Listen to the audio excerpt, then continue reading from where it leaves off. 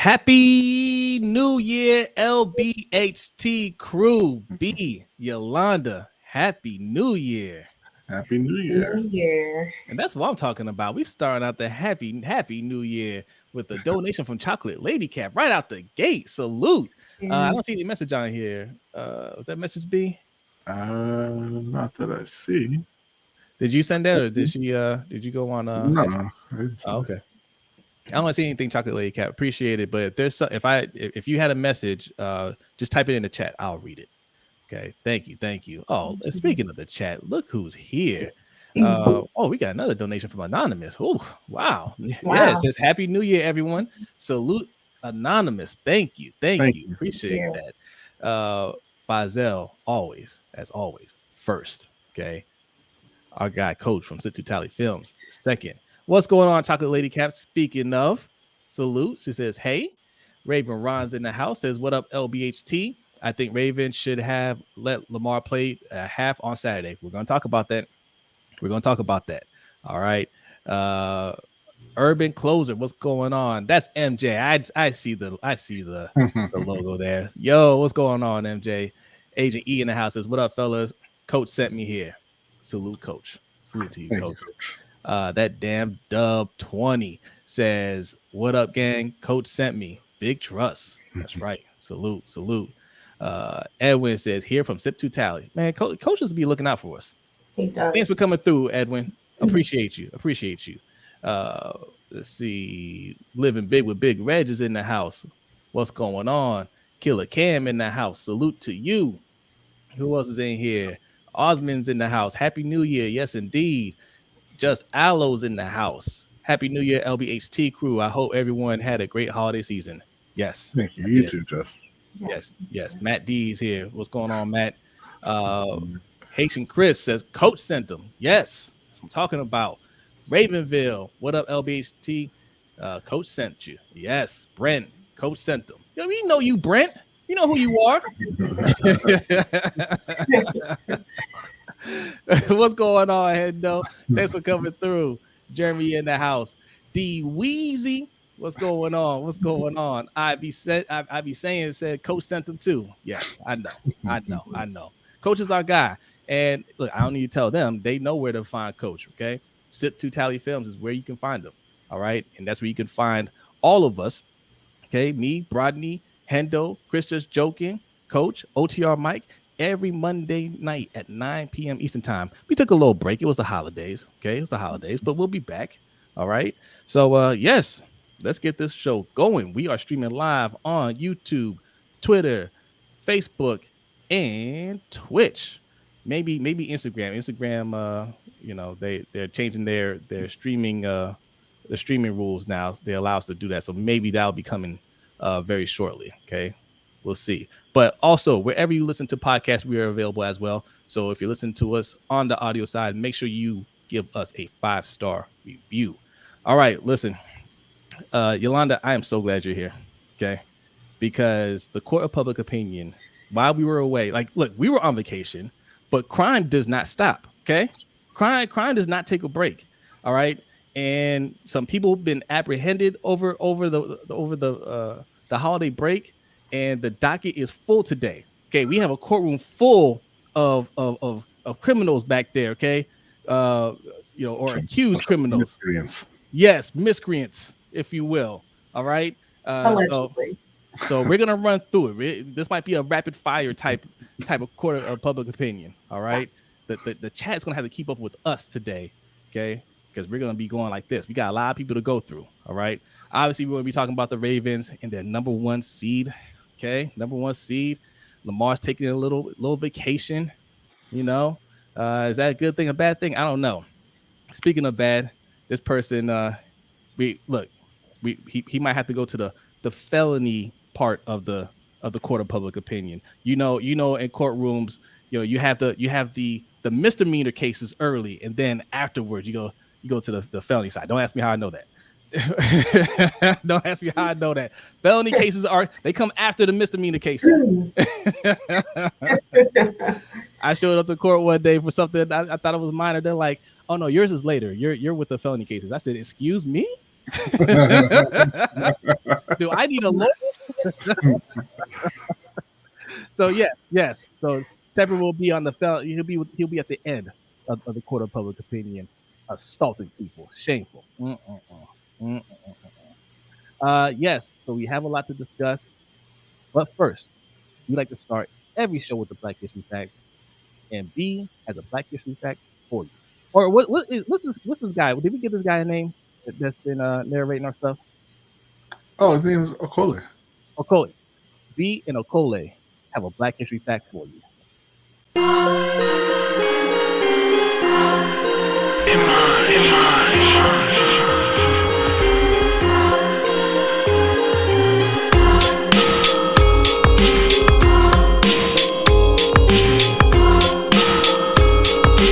Welcome to this week's LBHT Black History Fact. Gus Greenlee was a well-known and very successful businessman in Pittsburgh in the early 20th century. In 1931, he took an interest in black baseball and bought the Pittsburgh Crawfords. Some say his interest was solely in laundering money he made from racketeering and running numbers, but he soon turned his focus to making the Crawfords a powerhouse. He signed some of the greatest players in history, including Satchel Paige and Josh Gibson. He pioneered playing night games, which gave access to many more fans, and he built Greenlee Field. Greenlee was angered that his players were not permitted to use the dressing rooms at white-owned fields, and he responded by building one of the first black-owned ballparks in the country.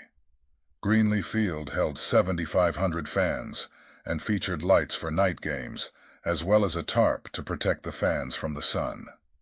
In 1933, Greenlee founded the Second Negro National League and served as its president for 5 years.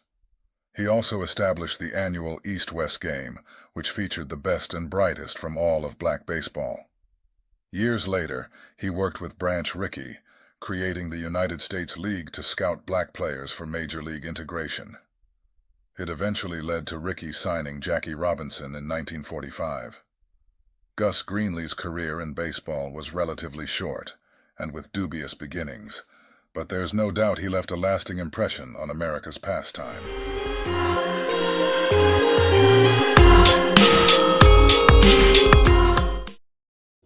All right. Don't say we don't talk about baseball on here. Okay, there's some baseball for you right there. Okay. Didn't like it. Dandy, what's going on? She says this sounds like the voice on Gangland. a little bit. Gangland's one of those shows, man. Like, it's entertaining, but I always feel offended watching it. Like why are you watching Gangland? The way they sensationalize these cases, and they got the cheesy gangster rap music playing in the background. I'm like, I shouldn't be watching this. Okay. Who else is in here, man? Shout out to Danity. MVT Sports is in the house. What's going on, MVT Sports? Thanks for coming through. Okay. Alex Rita, what's going on? Says filled the 5-minute quota of baseball coverage for the year. That's what I'm talking right, about. Alex. That's what I'm talking about. Why are you watching it? Yeah. Okay. Let's start with the Ravens, B. Listen, during the 2 weeks we decided to take off, Lamar Jackson and the Ravens took off. All right. Took off. They went off on the field. Right. So much so that we had to do some pop-up live streams to discuss the beatdowns, because look, the 49ers, that was my favorite one, because that was on Christmas. It was prime time. It was supposed to be a coronation for Brock Purdy, who's having a good year. Look, the jokes are going to come out about that game. He had a bad game, but he's still having an excellent season. But the coronation for MVP was supposed to be for Brock Purdy. And the Ravens offense and defense shut that down. Lamar made their defense look like they're just like, look, I don't know what's going on out here. Right. Love that game. Followed it up the next week. This is the game I was a little bit more worried about, just because that's how John Harbaugh do. We have a big game, then we have a letdown. But not this time. They went out there. They said, "Oh no, that's Miami out there. We're gonna light them up." That's Lamar's favorite team. Yeah. Favorite defense, anyway. No kidding. There was a player, I forgot his name. I meant to write it down. He was on Javon Holland. Yes, yeah. He was talking about that play everybody was talking about, where Lamar pretended to be a lefty for a second and switched back and threw that deep pass to Zay Flowers. And he said, "Listen, man, it's like that sometimes. Sometimes you just play those great ones, and they do things like that, and all you can do is just appreciate it." He wasn't even mad about it. He was just like, I'm standing there watching, like, what's he doing? Oh, that's what he's doing. Oh well. I can imagine how hard that is in real time to react to, right? Because, I mean, look, good for Holland for even recognizing that he's standing southpaw, right? Standing like in that left formation or left position. Because really the defenders are just looking at what the defenders or the quarterback's looking, right? So he's turning his body that way and his eyes are that way. So they're all going that way. And it's only amplified with Lamar Jackson because of his running ability. So if he's even kind of flinches to one direction, it's going to make the defense react that way. And he immediately just switched back around, threw that ball, and they couldn't react fast enough. And Zay Flowers was off to the races. This is a type of player that we have, ladies and gentlemen. This is a type of player that should have been unleashed in 2020. Because in 2019, yes, unanimous MVP, having a lot of fun with that. But we here said it then. Me and B said it then. Okay, great season, fun season. Now get rid of Greg Roman. Do not play around with this starter coach. All right? He's a starter coach. All right? And Lamar did not need him. All he did was hold back Lamar. What we're seeing this season is what should have been happening from 2020 moving forward. Okay? But nonetheless, we are here. Number 1 seed. Lamar, after the game, said that he wanted to play next week. He didn't like in 2019 where, he essentially had 2 weeks off, right? And he wanted to play next week. But John Harbaugh said, "Who do you think runs this team?" He said, well, listen, he said, the thing is, if something happens to you next week, I'm toast. So I can't let that happen. You're going to sit. Yolanda, how do you feel about Lamar sitting out this week against the Steelers? I'm fine with it, honestly, because, let me say this. Depends on who plays for the Steelers. So if TJ Watt? If Watt is playing, I don't want Lamar out there. But I think he's playing. Is he healthy? Or is he hurt? Yeah, I believe he's playing. Okay. I don't know if they're going to sit any of their starters. Oh, no, they need to win. They have to win. Right. They have to win. But being that we've already announced that we're sitting our starters primarily. I don't know. Like for them, like they have to win this game to have a chance to make the playoffs. Like okay. So they can make it without winning, but it's just a lot less likely. They have a lot of other hurdles to clear from They need help from other teams and the playoffs. Taking their starters out and playing the backups is just like playing the starters in Pittsburgh. So it doesn't really. I'm sorry. Please continue, Yolanda. I interrupted you. No, so I mean, the risk of injury to Lamar, it substantially outweighs the desire to see him play one more game. So I'd much rather have a healthy Lamar, a rested Lamar, because by week 18, everybody is dealing with something. Every player has something that's ailing them, whether it's, affecting them or it's not, whether they're on the injury report or they're not. They've been banged up to some degree. So let Lamar rest for another week. I'm fine with it. Would I have liked to see him play maybe one quarter? Sure. But am I upset that he's not playing it at all? No, none of the least. Yeah. What's going on, Darius? Thanks for coming through. What's up, Darius? Appreciate you. Clint's Conversations right on time says, don't worry, guys. No need to panic. I have arrived. Salute to you. B, how do you feel? I would prefer that he plays and not just not even the injury thing, because I mean injuries are going to happen when they happen, but it's more of just maintaining the routine. I think I wouldn't want them to kind of get off schedule a bit, but ultimately I don't think it's a huge deal. I think it's a problem that your quarterback came out publicly and said, I didn't like sitting out in 2019. And you responded by saying, guess what? You're sitting out in 2023. Or I guess now 2024. Yeah. So I don't like that. I think that the front office and coaching staff need to be, on the same page with the players in order to have a successful run. But just in terms of Lamar on the field, I think he'll be fine. I don't think it's a huge deal either way. Yeah, look, 2019. What's going on? Purple Rain Podcast. Hey, salute. Thanks for coming through. Alex and Sutton. Make sure you guys subscribe over there. Lamar wants to play. I would say let him play, right? Maybe not the whole game, but let him go out there. He knows how to protect himself. He knows what he's doing out there. And he says, hey, I want to stay in rhythm because I don't want the same thing to happen as what happened in 2019. I think you should do it. But I'm with you. I'm not as worried about it this time around because completely different mentality, right? That team was younger. I mean, they're still young. The team was younger. And it was more them having fun. And I want to say they weren't taking it as seriously, but I think they kind of felt a little bit more, hey, can't nobody see us? We got this. And they took it for granted. But this time around, I mean, you can see it on Lamar's face. He's laser focused. He takes every game seriously. He approaches it differently.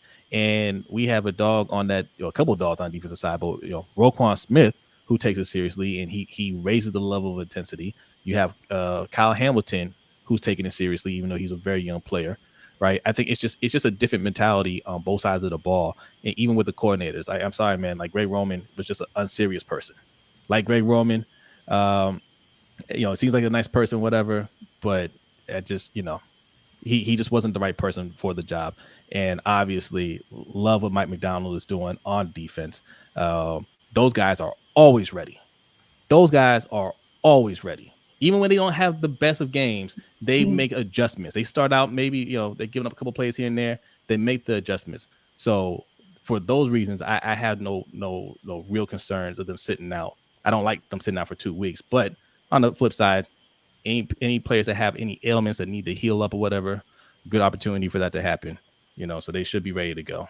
And shout out to B2 Tweezy for the B2 Tweezy for the 420 donation. It says, as the current champion, tell Ferris get his donations up. Oh, you don't decide that, Brandon. I'm about to dock you a few thousand points.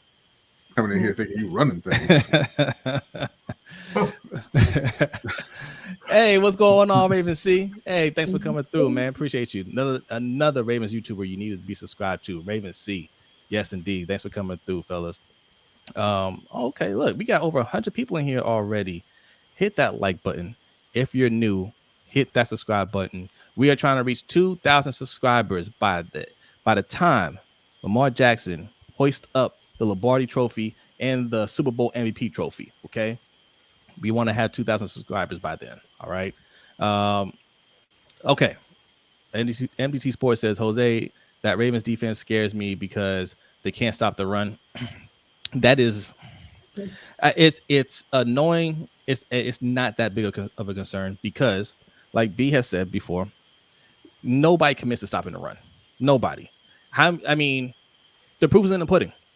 You had teams like the Rams. Kyron Williams is a beast. That first drive, running the ball all over us. Couldn't do anything about it. Get down to the 5-yard line, and they want to pass. Right? We play San Francisco.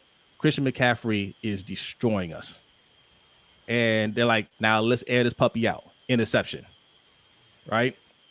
You have Ashan from the Dolphins. Start out running to the outside. It's the same thing. Run to the outside, gashing us. We can't do anything about that. All right, now let's pass it. Because teams don't want to commit to the run.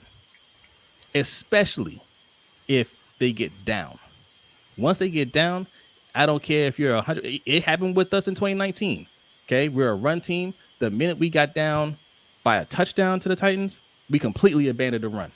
Now we want to do something we hadn't done all season, pass the ball, right? So the run defense, it's a little concern. I don't want to say it's nothing, but teams just don't really commit to running the ball like that, you know? So if you're going to have a weakness, that's the weakness to have.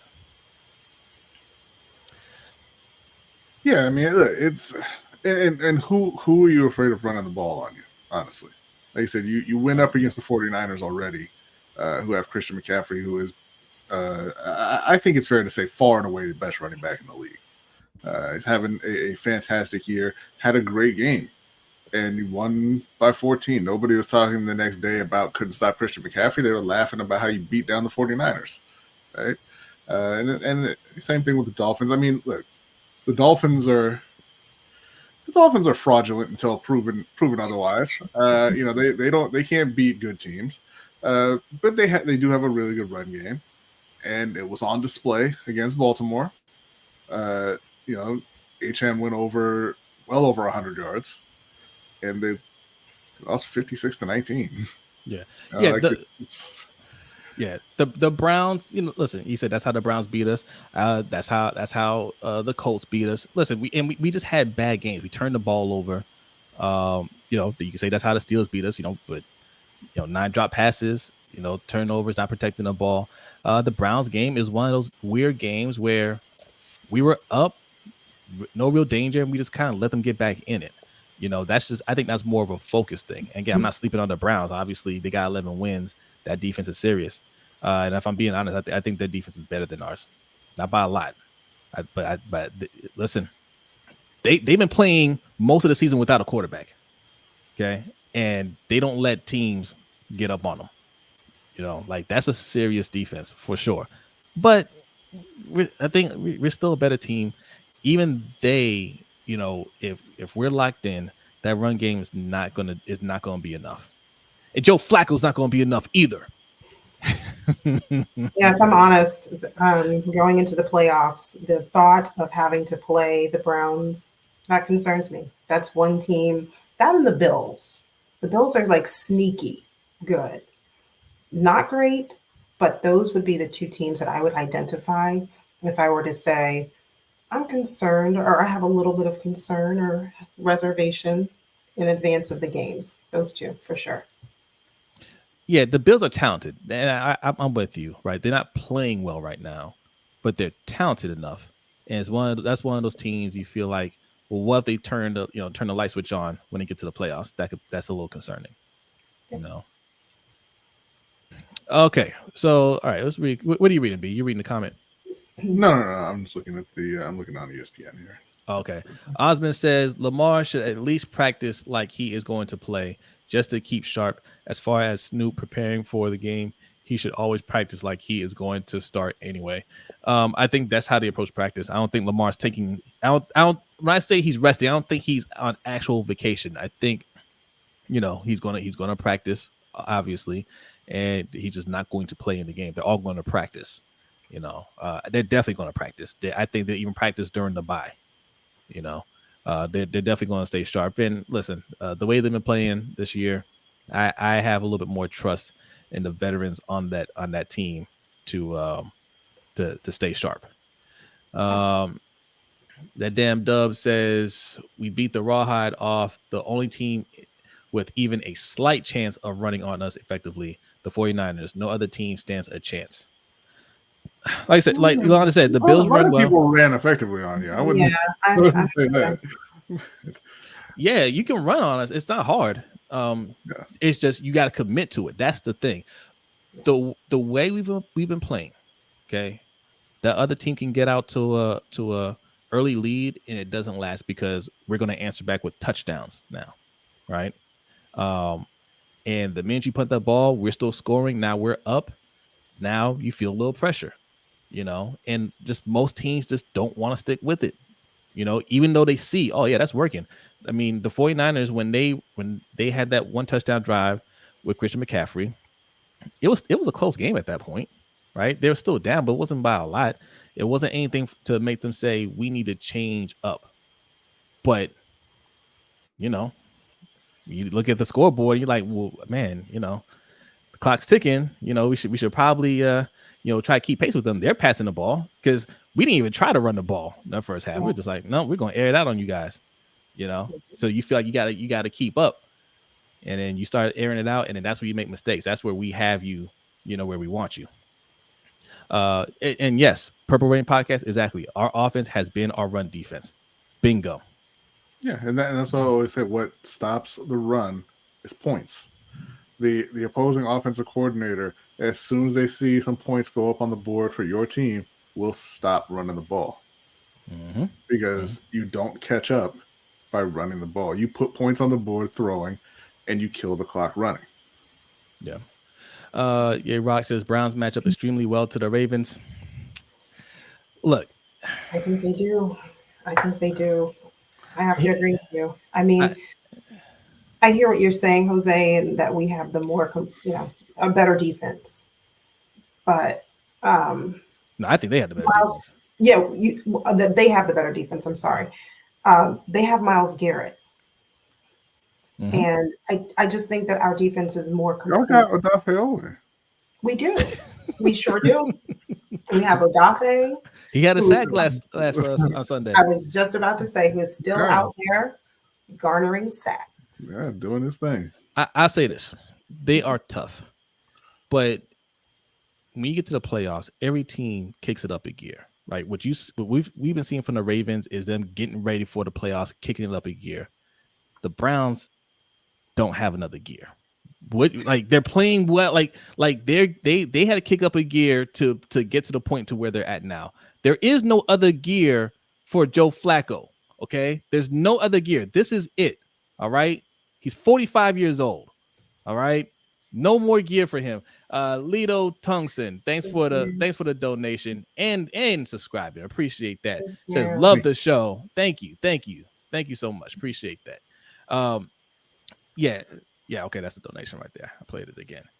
In case you guys are wondering, how do we donate here? How do we hit up the super chat? Well, listen, we do super chat a little bit different over here. All right, bam, right there in the corner, $ LBHT Show.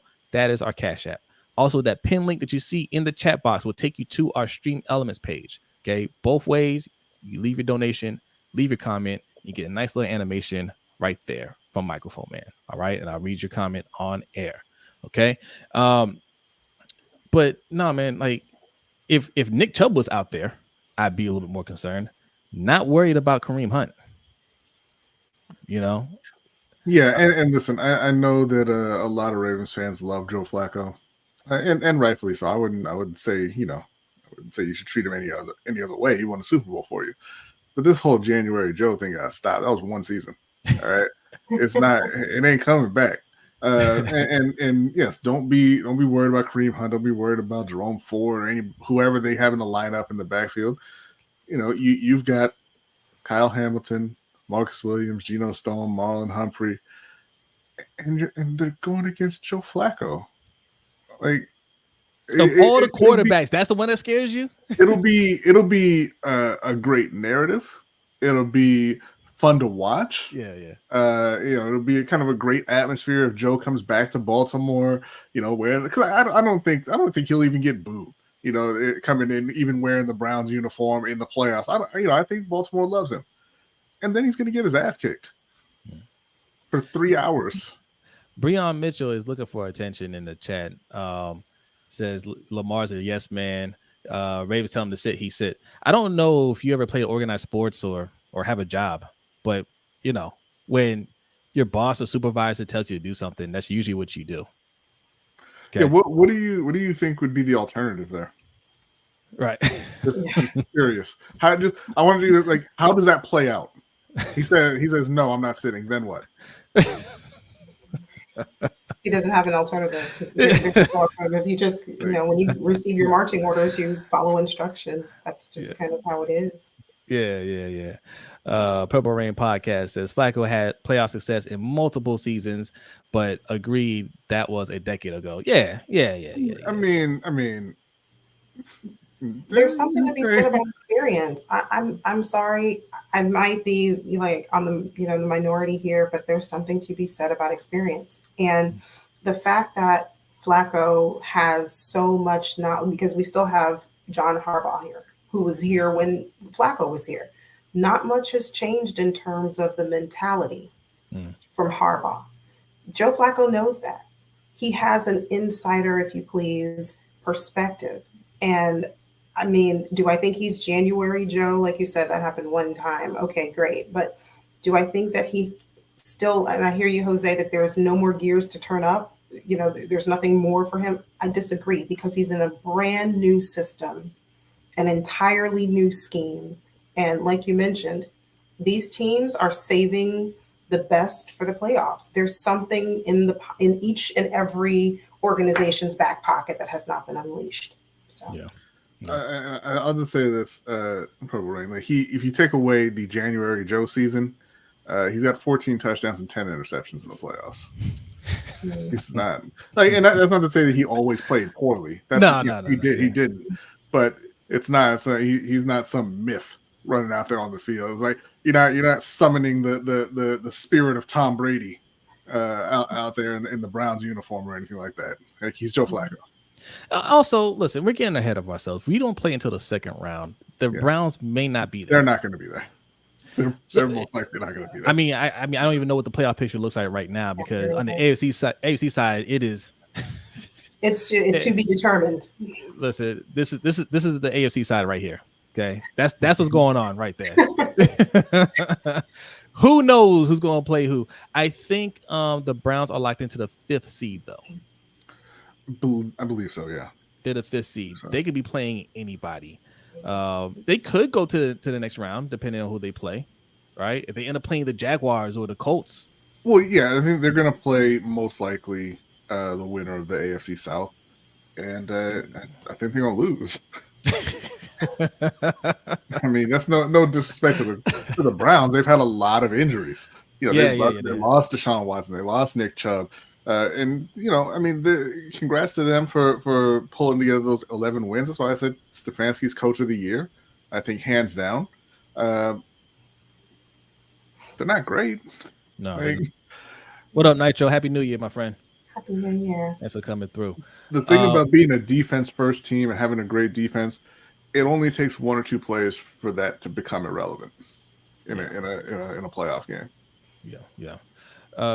Purple Rain Podcast says, do y'all think the Ravens have painted a large target on them with their recent success?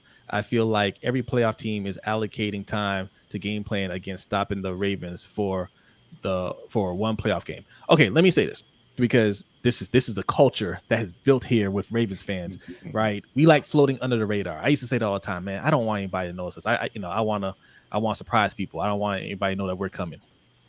But after watching teams like the Patriots dominate for over a decade, after watching the Chiefs, I mean, the Chiefs are having a down year right now. Still fingers crossed because they're still in the playoffs. I hope they don't wake up with 10 wins. Yeah. Right. They've been running the AFC. Seeing teams like that, I'm looking at them. I'm like, that's what I want. I want to be a team that everybody's gunning for, but knowing they can't beat us. Yeah. Right. I want them to. I want them to know we are the best team, and there ain't a damn thing you can do about it.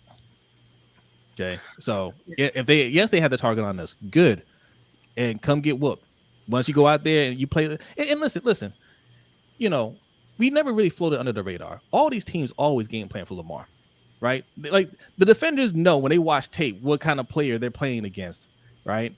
They try to scheme for him, but when they get there and have to play him, it's a different story. And they'll tell you, like, listen, I mean, that's why there's no surprise when you interview them after the game. They're like, well, what do you want me to do? You know, yeah, he juked me. Yeah, he faked me out there. Look, he can pass. I don't know what to tell you. He's great. You know, they already know. And I don't think that anybody's spending time game planning for the Ravens. Everybody is going to be locked in. I mean, there's a bunch of teams who are locked in on this week because they're not in the playoffs yet. But once you get there, you're going to be locked in on the team who's in front of you that week. Worrying about the Baltimore Ravens will ensure that you do not get to play the Baltimore Ravens. Yeah. Rock, who are you calling silly? You know, if you think we're silly, we can help you out here. Okay, we can help you get you to some place that's a little bit more to your liking. All right. Jay says for the Chiefs, it's not like MVS and Tony are going to magically learn how to catch. No, but Travis Kelce could turn it up, and those guys could be. And listen, and Rashee Rice has been pretty good this year. He's responding to the chat about Tom Brady and Joe Flacco and whatnot. Oh, okay. IB saying says, and you don't think you've been getting these teams a game? Yeah. But adjustments happen. I mean, you couldn't tell for some of them, but it certainly didn't look like it in San Francisco, or Detroit, or Miami, or Seattle, or exactly. So, I mean, there's a question mark there. Have we been getting their A game? I don't know. All right, 140 people in here. Hit that like button if you are new. Hit the subscribe button. Listen, we have more people in here than usual. Okay, if you're new here, you're liking the content, think about subscribing to our patreon.com/LBHT Show. We got something coming up Wednesday, April. Yeah, April 6th. It's April. I meant to upload the promo, but April 6th, for patrons, Patreon members only. Okay, we are going to be doing a stadium tour. Okay, M&T Bank Stadium. Listen, I can't guarantee anybody going to be there. Okay, any of the Ravens players are going to be there. I can't guarantee that. No promises. Okay, but maybe we'll get to see the locker rooms. We'll get the look at the field and all that stuff. It'll be a nice little tour, and then afterwards we're gonna have a little meetup at a restaurant, something like that. Get some food and drinks. Have a good time. That is for Patreon members only. So sign up either here, patreon.com/LBHT Show, or go to the Rogue Pod. Sign up to patreon.com/ is it Rogue Pod? Yeah, /Rogue Pod. Okay, and this is the Rogue Pod right here. That's what it looks like. Okay. Also, OTR. There are limited spots available. It's a 25-person tour, so it's going to be first come, first serve. But it will be no cost to the patrons. Correct. And don't wait until April to try to sign up for the free trial. That won't get you in. Paid Patreon members only. Yeah. All right, listen. So I know a lot of you are Ravens fans, but this is not a Ravens show per se. Okay, we have a lot of things to get to. Now this is really a Ravens and Panthers show because B's a Panthers fan. Mm-hmm. But the Panthers segment is going to tie in to the court of public opinion, and we are going to have to start court early. Okay,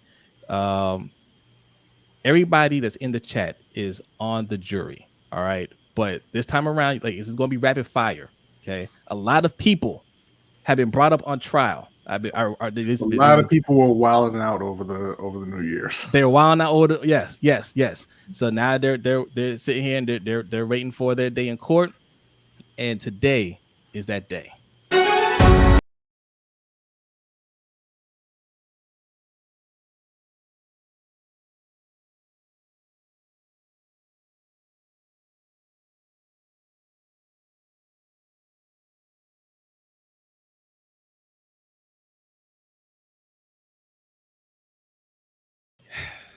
Yes. Did you like that? I loved it. Court will come to order. We have a very crowded docket, so we are moving very quickly through these cases today. Yes. Okay. All rise. All right. The court is now in session.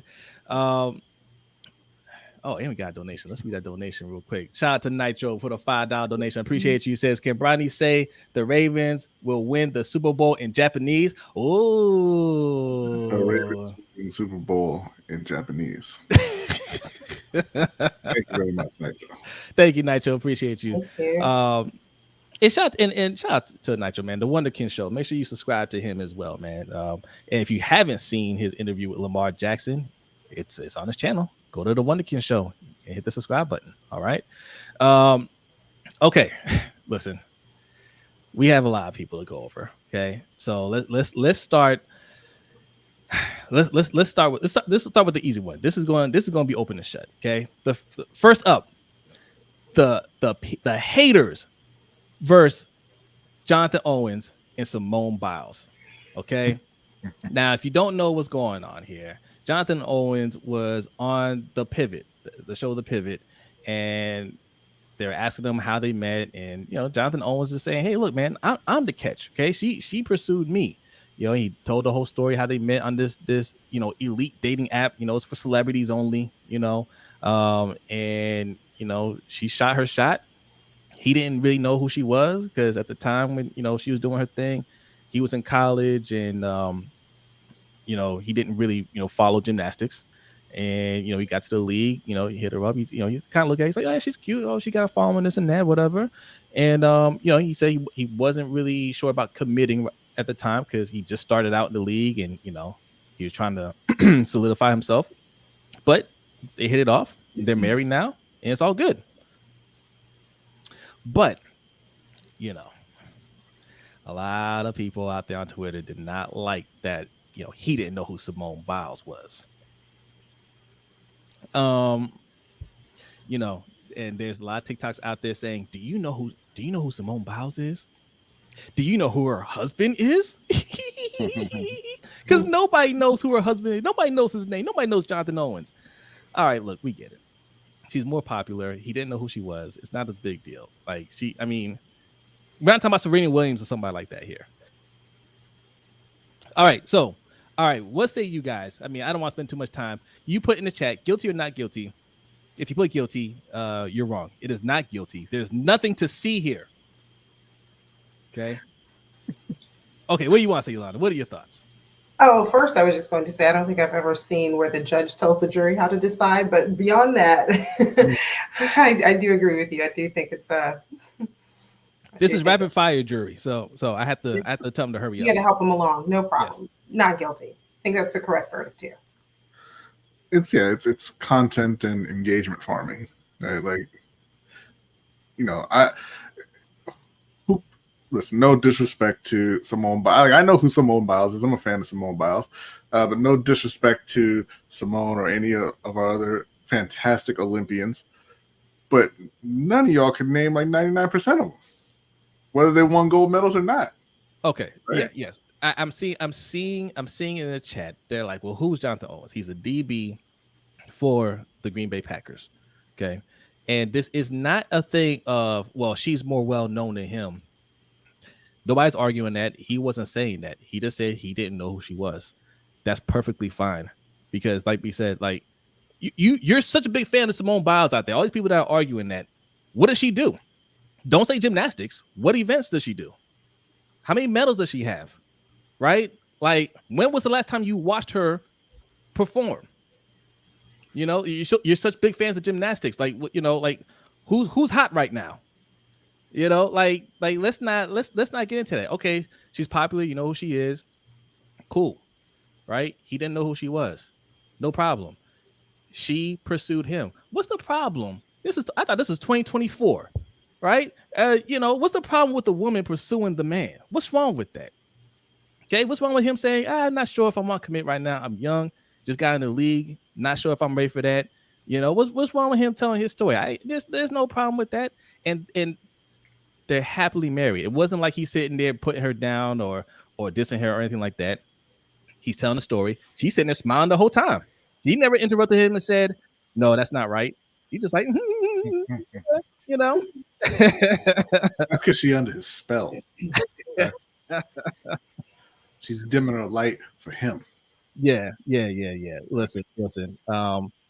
This is just stop watching everything all the time. Don't believe. Watch this show. But like the other stuff, like get off TikTok and whatnot. Unless you subscribe to us, okay? If we talk about TikTok, believe that. If you listen to somebody go through this whole timeline of their relationship on TikTok, don't believe that. These are not real people. These are content creators that are just trying to get engagement. It is not real. Yes. Okay. Next up, moving on. Jimmy Kimmel versus Aaron Rodgers. Okay. Jimmy Kimmel, you see it right here. He had a lot to say to Aaron Rodgers because Aaron Rodgers, and also I should say Aaron Rodgers and Pat McAfee, they are both on trial here. Okay, Aaron Rodgers on Pat McAfee show, and his appearance is sponsored by Pat McAfee for $1 million. was basically talking about the Epstein list that's supposed to be released. If you don't know who Epstein is, do a little research. He was a very bad person. There are a lot of famous people whose names are tied to him, and that list is supposed to be released. And Aaron Rodgers made a joke about Jimmy Kimmel being on that list, right? Because they have a standing beef, going on, and Jimmy Kimmel was not having it, and he is threatening litigation. Well, we're here to help you, Jimmy Kimmel, okay? Because the first trial, okay, the most important trial, the court of public opinion, okay, we're going to rule on this real quick. This is rapid fire. Aaron Rodgers is guilty, okay, and Pat McAfee is guilty by association because you keep bringing this grifter on your show, and you're paying him to do that and spew this nonsense.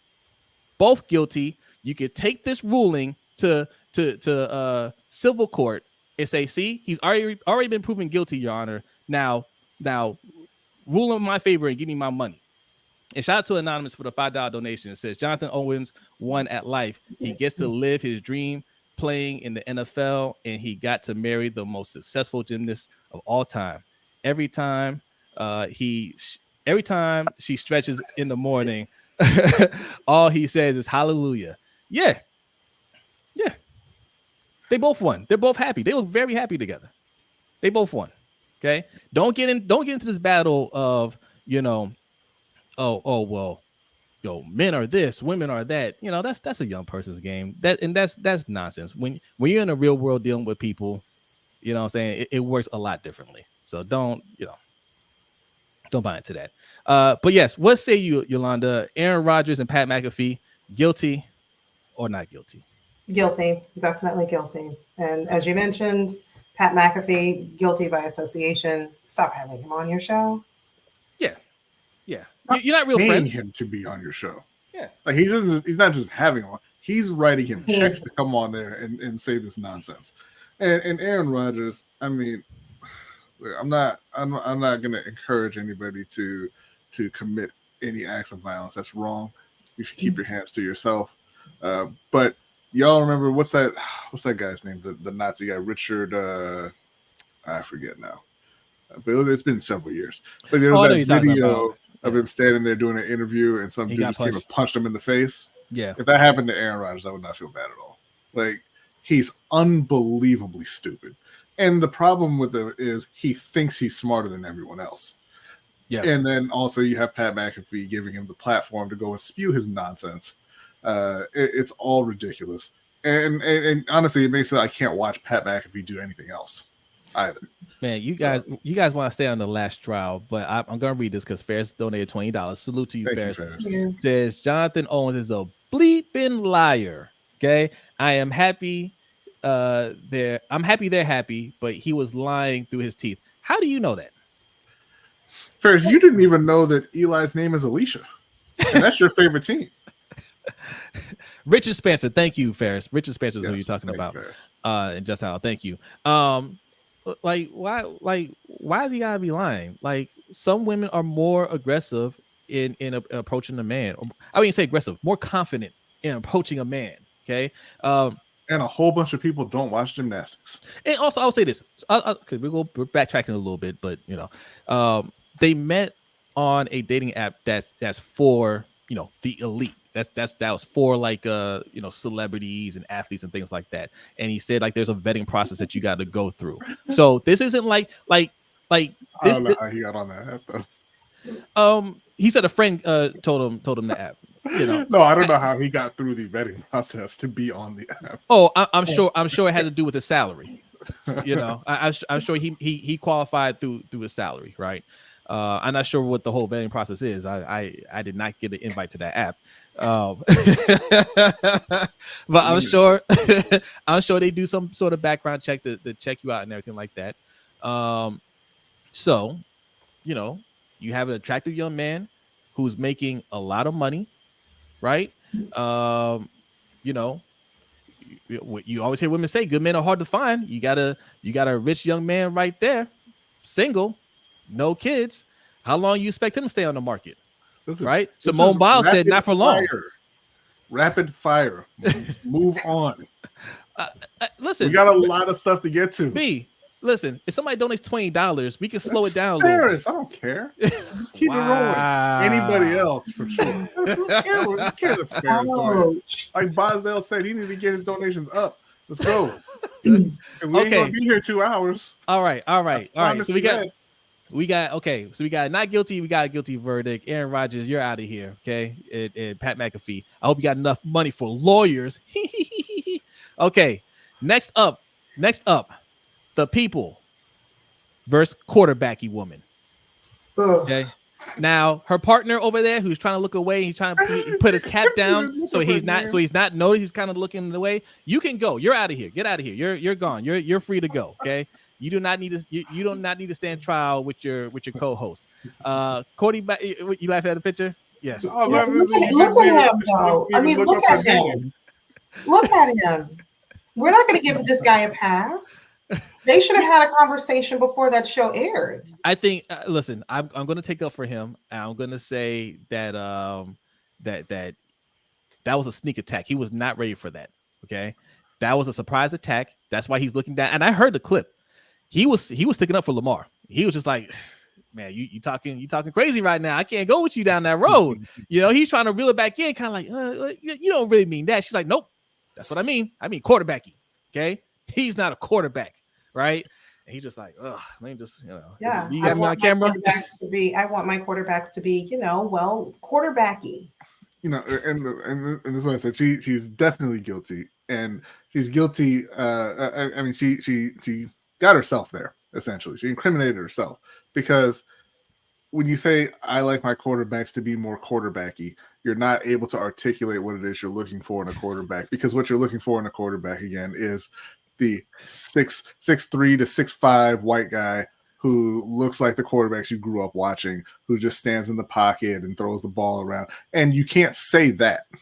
Right. Yeah. And maybe she doesn't even realize that, that's what implicit bias is, right? She doesn't even understand that that's what she's looking for. She just looks at Lamar and she's like, not she realized it. I know. But I mean, for some people, like you don't know where it's coming from necessarily. But yeah, saying quarterbacky and not being able to articulate what it is you're looking for tells you everything that you need to know about where her head was at. So guilty again. Guilty, man. Like, it also anybody else that says, oh well, I like more of the traditional quarterbacks, more of a pure quarterback. What's a pure quarterback? You know what? I'm glad you said that, because you're going a little off the rails here, but this is the exact same thing that I hate to hear about Chris goddamn Paul. All right, he's not a pure point guard. He's just a worse point guard, okay? Because he can't score like Steph Curry. But, neither here nor there. Withdrawn. That was, withdrawn. I mean, man. Withdrawn. But it is what it is. He wasn't even that, he wasn't even doing anything. He just minded his own business. Man, take shots at Chris Paul. Leave Chris Paul out of this. Business. Okay, quarterbacky is guilty. She's getting all the smoke on social media. I don't feel bad for her at all. Your co-host is trying to give you all the warnings to stop, right? He's trying to low-key tell you, like, listen, don't go down this road. And you're just like, no, I'm serious. I'm standing on this, right? Quarterbacky. Okay, fine. All right. Now you're paying for it. Okay. Don't run and hide. Don't try to explain how, hey, I'm not racist. My best friend's sister is black. Don't do anything like that. Just, take your L. Okay. Next up, we have the Lions and really the NFL versus the refs. But the Lions are going to they are doing a class action lawsuit for the rest of the NFL. Okay. You guys saw what happened on whatever night that was, a Saturday night or whatever. I mean, these games are on every day now. It was a night game, and look, it was 20-19. They scored a touchdown, and Dan Campbell decides, I'm going for the win. We're going for a 2-point conversion here, right? And called a nice play. Do it to the eligible lineman for a 2-point conversion, a successful 2-point conversion, except a flag went down. The ref said, no, that lineman who caught the ball did not report as eligible. Okay. Dan Campbell explained after the game. Of course, they lost because they went for it again anyway, even though it was a penalty and they didn't get it thanks to Jared Goff. They lost the game. 20-19. Dan Campbell explains that the try should have been successful. They explained to the refs beforehand, before the game started, we are going to, if we run this play out, 2 of the linemen are going to go up to you. Number whoever, 68 or whoever is going, or was it 68 or 63? 68 and 70, I believe they are. Yeah, 68 is going to report as eligible. 68 and 70 are going to come up to you, but 68 is the one reporting as eligible. Okay, so they already understood this before the game even started. So 68 and 70, like they talked about, go up to the ref. Hey, 68, he's eligible. They do this to confuse the defense, right? You see 2 linemen going to the ref. You don't know which one is eligible, right? But the refs made a mistake and said 70 is eligible. That's their mistake, right? So, of course, the play didn't count. It was a penalty. Now, are they guilty? You know, the refs, they said 70 is eligible. Okay, they got to go with that. You threw it to 68. Penalty. Okay, they made a mistake, but do you compound the mistake by saying, "Hey, we said 70 because is it fair to the Cowboys defense?" You say, "Hey, you said 70, right? So we weren't looking at 68." What do you do there? There are multiple people guilty in this one. The referees are guilty of incompetence. The referees are also guilty of a cover-up. The NFL is guilty of conspiracy going along with that. And, like, what's up, Buck? And if you've ever seen the old show from the 90s, The Practice, we're going plan B here, also guilty Jared Goff.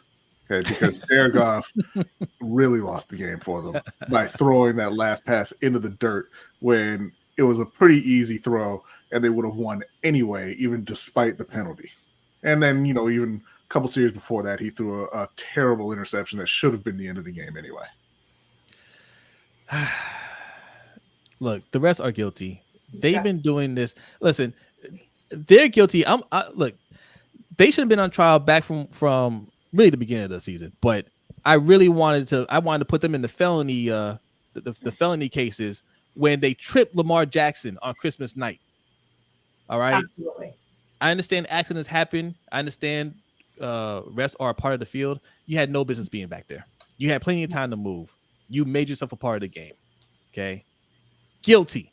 The refs are guilty. Jared Goff, I don't think Jared Goff is guilty. He is who he is. Dan Campbell is guilty for trying to run that 2-point conversion anyway when you have Jared Goff right there. He ain't going to get it. Once again, I will ask you, like I asked the chat last week, what would you have him do?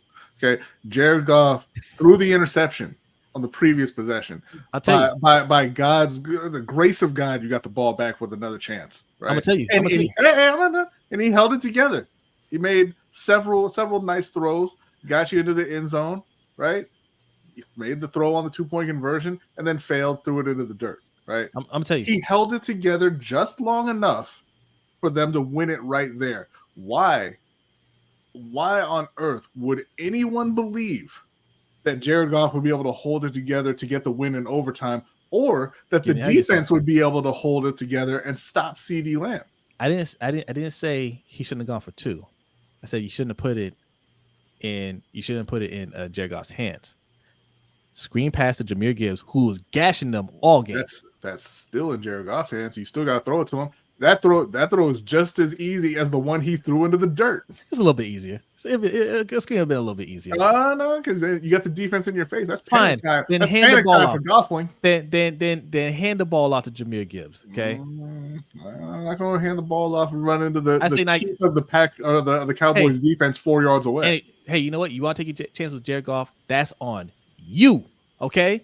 That's your fault. That's your problem. You take your chance on the 2-point conversion, not in overtime. Okay, but he's not guilty. All right, the rest are 100% guilty because guilty. they called the right play. They executed the play. It should have counted. I don't want to hear anything else about the alignment or this into the evidence. Thank you. Appreciate it, Marcus. Whatever. Okay, now we're getting to the felony cases. Okay, there's one last thing on the docket. All right, we still have over 100 people in here. You guys love this segment. You guys love it. Hit that like button if you are new. Hit the subscribe button. I see a lot of new faces in here. Hit that subscribe button. All right. We do this every Wednesday night, 7:15 p.m. Eastern time. All right. Also, we do the overtime show. If you like what you're seeing right now, we have an overtime show for our patrons only. Okay. Patreon.com/LBHT Show is how you can be a part of that. And what are we talking about tonight? Look at that.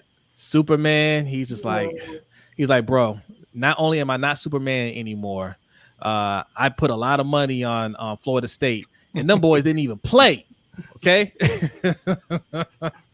We're going to be discussing some DC, the future of DC in movies, and Florida State, what they did, and why I don't have a problem with it. Okay. I don't have a problem with it. We're going to discuss what Florida State didn't do? Yes. A lot of what they didn't do. What they did and did not do. Okay. I'm cool with all of it. That's exactly why you should be paying players.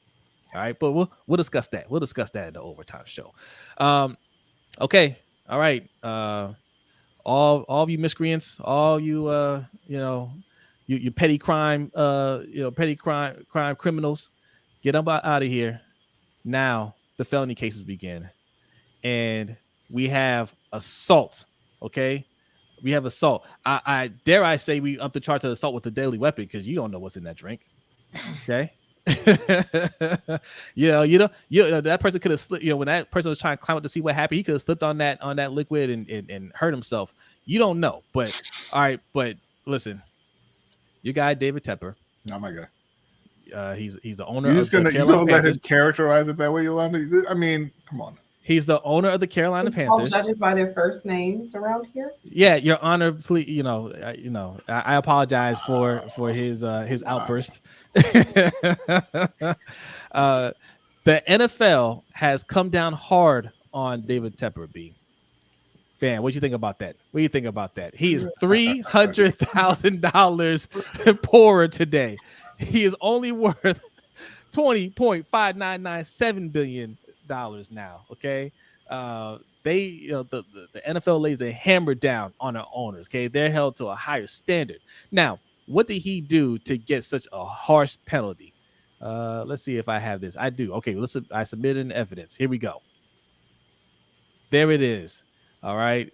A bystander. I'm curious who took this video, by the way. There it is. You saw that David Tepper just throwing his drink out of the window, which I didn't even know those windows were open. I thought those were closed windows. That shocked me.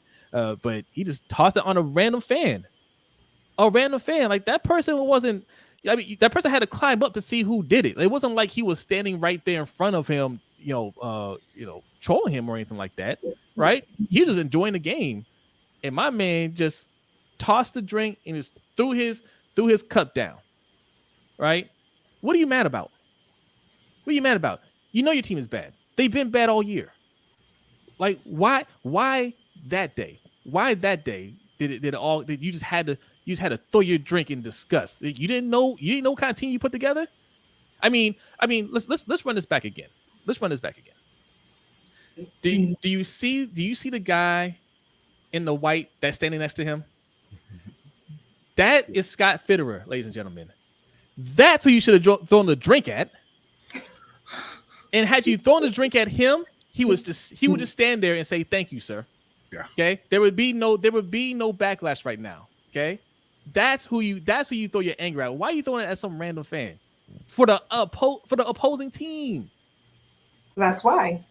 Frustration for the opposing team appearing to be better than his team.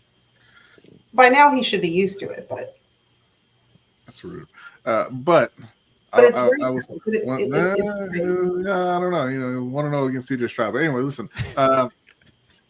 There's not going to be any two sides on this. You know, no one's going to defend David Tepper. He's a child. You can't be throwing things at people. You can't throw your drink on people, and especially if you saw the statement, didn't even apologize. I didn't see the statement. He put out a statement. I am deeply passionate about this team and regret my behavior on Sunday. I should have let NFL stadium security handle any issues that arose. I respect the NFL's code of conduct and accept the league's discipline for my behavior. So no apology to the fan. Just said, hey, I should have let my hired goons handle it. But so okay, you know, so he's a hothead. He's incompetent. He can't control himself. And I honestly think that, you know, 300,000 obviously means nothing to him. You know, it doesn't put any kind of dent in his bank account or anything like that. They should have taken draft picks from Carolina, because you can't have your owners, you know, acting like that towards the fans. You know, and granted, like, I know this is a more serious situation, but we all remember the Malice in the Palace, right? When a fan assaulted a player and the player said, "Okay, let's fight," and several fans caught beat downs, but they were all suspended. Like Ron Artest was suspended the rest of the year. A couple other guys, you know, they got suspensions. You know, dozens of games, right? You know, because it was a very serious thing, and it ushered in a whole new era in the NBA. David Stern kind of used that to make a lot of changes to the NBA's image and to player conduct and things like that. Yeah. You have an owner, again, assaulting a fan with no provocation, and it's just, hey, yeah, just, you know, write a check. See you Sunday. It's a joke. Yeah. So he kind of, in that statement that you read, he kind of hints towards maybe it was the fan's fault. He said, I should have let security handle it. Kind of suggesting that, well, the fan did something and I responded to it, but I should have just let my security detail handle it. That fan didn't do anything. That fan was just being a regular old fan.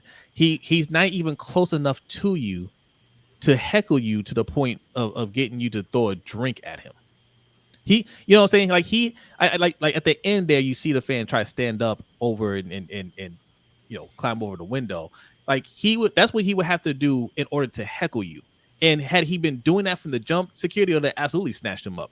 So that tells me he wasn't heckling you. He was just cheering like you normally did. You didn't like what he was saying, and you threw a drink at him. And we don't even know if that's even the right person, right? Yeah. We don't even know if we learned from Meta World Peace, right? Because where Tepper is standing, he can't see who's saying whatever set him off. He just threw a drink out there, right? He just threw a drink out there, so you don't even know if you hit the right person. Now, let me ask y'all this: what if Tepper was saying something that fan didn't like, and that fan got up and threw a beer at him? Banned from the stadium for life. Banned from the stadium for life. Exactly. Exactly. And that's after they let him out of the underground jail cells that they all have. Right. Yeah, the holding cell. Absolutely. After security gets a couple of shots in on them. I'll tell you, I don't recognize the Carolina Panthers authority to detain me. Okay, that's not right. You shouldn't have holding cells at stadiums. Call the police. Just Al says right here, someone calculated that fine amounts to $1.70 for David Tepper. Of course it does. Mm-hmm. Of course it does. Wow. That's absolutely nothing. And that's why he put out that nothing statement with no apology. He might as well just say, I'm not sorry at all. F him. Should have. yeah, I'll take the fine. Whatever. I'll do it again. Hey, what's going on, Max? Max says, hey, lunch break hot take. I love the channel. Hey, thank you. It says today is my wife and her boyfriend's anniversary. Can I get a shout out?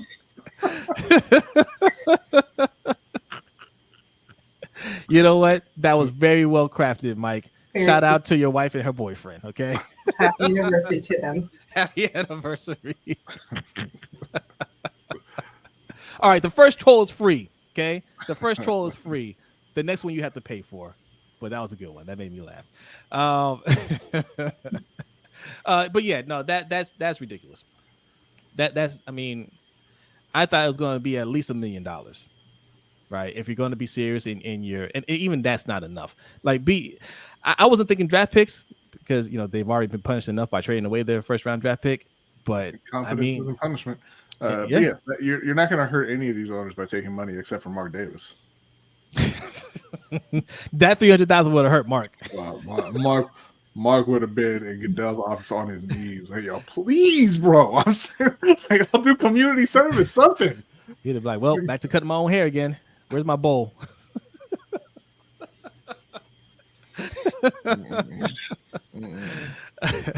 Okay, so he is guilty. All right, we are levying a much harsher fine. B says at least a draft pick. Doesn't have to be a second round pick, obviously, because that's going to be your number one pick. Maybe a late pick though, 6th or 7th round pick. I would think more than that.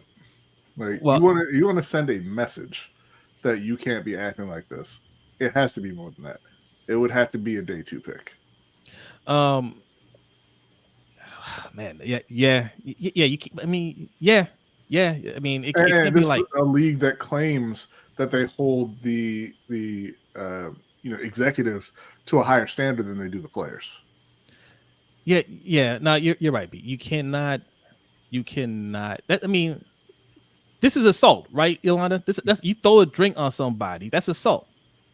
It's a battery. Okay, it's battery. That sounds even worse. that's battery.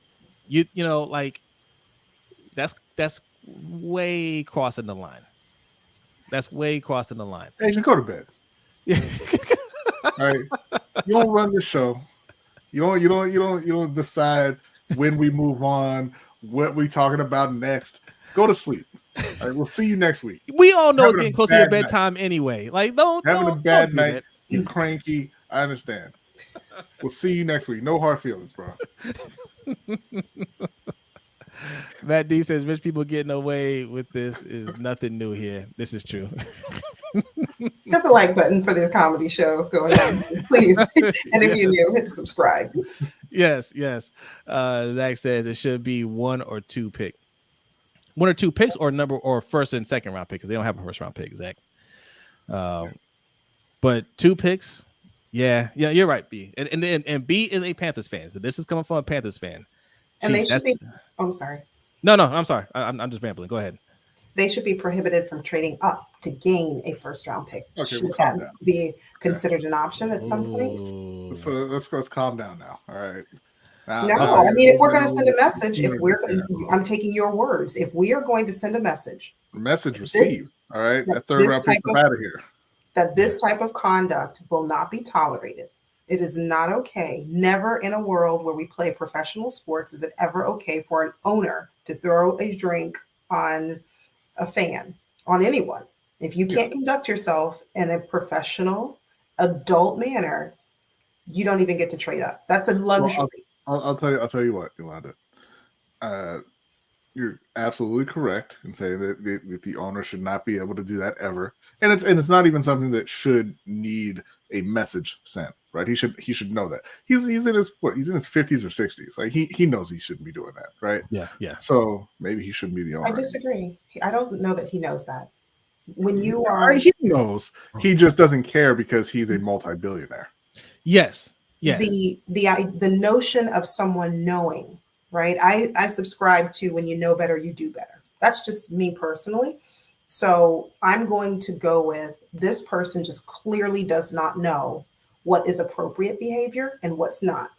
Now, whether he chooses to abide by that, I don't know. I do know clearly he doesn't, right? But no, he at age 50 something, you learn early Okay, on in your generous. childhood, or you should learn early on in your childhood that like you don't do that. Like you keep Right. your hands to But yourself. we're dealing with the top 1% of America, right? The wealthiest of people, That's right. and they know better. They just don't care. Like if the cameras, if he knew that there was a camera on him, he wouldn't have done that. I think he would have. He- Like yeah, there's a ton of cameras in that stadium. They He know that knew there are that- cameras everywhere. He knew at the very least a ton of people were going to see him do it.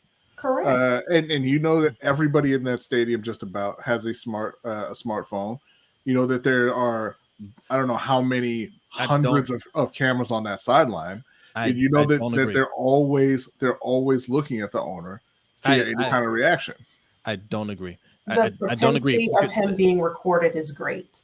I don't agree that because they're in that box for a reason. And yes, sometimes they go to the owner, but they don't stay on the owners. Right? No, they don't stay on the owner on the broadcast, but they are always watching the owner. That's just like Travis Kelce's girlfriend, Taylor Swift. Whatever it is. She knows at I know any you ain't moment. just act like you don't know her name is Taylor Swift. I know you ain't do that. We got another case today. Come on now, Yolanda. We would put on trial. Them Swifties would have been on us. That shows you my level of interest in them. But my point is, when she walks into that stadium, she knows at any given moment a camera can flash on her, whether it's a stadium camera, a fan, anywhere. She knows that she is watched. Yes. All eyes are on her. let Same me thing ask with you these this. owners. I mean, there should be a common knowledge or common understanding that, like, at any moment, whether you are in the box or not, whether you are a coordinator, an owner, it doesn't matter. All eyes are going to be, someone's eyes are going to be on you at any point during that football game. I understand. But, however, how often do you see these owners and celebrities in compromising situations? Do you ever see Taylor Swift picking her nose, picking something out of her teeth? Right? Do you ever get those shots? Of course not. Because these cameras that are always on them, that pick up this stuff, know what to show and what not to show. For example, this David Tepper incident, I'm 100% certain there's another camera that picked that up. We haven't seen it. No, but that's what I'm saying. He knew that he was on camera, is what I'm saying. He didn't care that he was on camera. He didn't care. And so because he didn't care, I don't care to give him the ability or the right to trade up in the draft. You'll stay where you are in the second round. Yes, stop this, all right, because Marvin Harrison needs to come home. Or one of the top tackles needs to come on home. Nope. That's punishing Bryce Young, and Bryce Young is a fantastic young man. He had nothing to do with this. Okay, but we got to move on though, because we got more stuff to get to, and we're not doing 2 hours. We're not doing 2 hours. Okay, we're gonna wrap this up soon. Look, if you want to keep hanging out with us and discuss this further, go to patreon.com/LBHT Show. That is where you can find our Patreon. Let me take this down so you guys can see it. There you go. Patreon.com/LBHT Show. That is where you find the Overtime Show. And what are we discussing on the Overtime Show? FS who? Oh, shots fired, Hendo. Shots fired. Yes, FSU with a total annihilation. Speaking of annihilation, the DCEU. Poof, gone. There's no more DCEU. But there's something else. There's something else. No one is asking for Encyclopedia Ferris right now. All right. That's not what I'm talking about. I don't care where he was born, where he grew up. Home is Charlotte. What are you talking about? I'm talking about Ferris. You're talking about Marvin Harrison Jr. Home is Indy. Okay. All right. Okay. We're moving on. What's next? We're gonna speed through. All right. Next, we got some submitted questions. This went up late. Before you do submitted questions, because we put it up late, I want to answer just a couple of questions from the chat. Okay. No. We got more than enough questions. We got more than enough. I understand, but a lot of people didn't really get a chance. All right, well, turn on notifications. I'm not saying for points, but I just want to acknowledge them because we don't read too many in here, right? Add to Pop says, Jose and Brodny, do y'all believe in that Super Bowl logo thing where the color determines which team teams are in the Super Bowl, or is it just a coincidence, not scripted? I don't believe in any of that nonsense. I'm just gonna go on record as shocked that that's the question you picked. No, I do not believe in the Super Bowl logo color thing. It's Attitude Pop, and we got a donation from Anonymous. Thank you for the donation. It says, each game that the 49ers lost, they only scored 17 points. And each of those QBs they lost to ended up getting season-ending injuries. That ref came from the future and tripped Lamar, so they scored 19 instead of 17. That's why he was smiling so hard. He's guilty.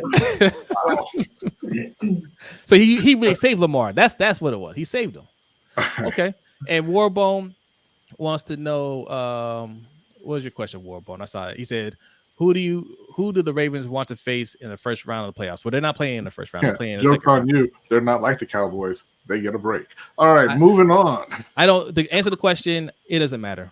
No, it doesn't. The way they're playing, we can see anybody. I don't care who it is. And hey, shout out to Buck for the 420 donation. Says, since community questions was late, what round do the Ravens have to advance to for Harbaugh to not be fired? He's At least,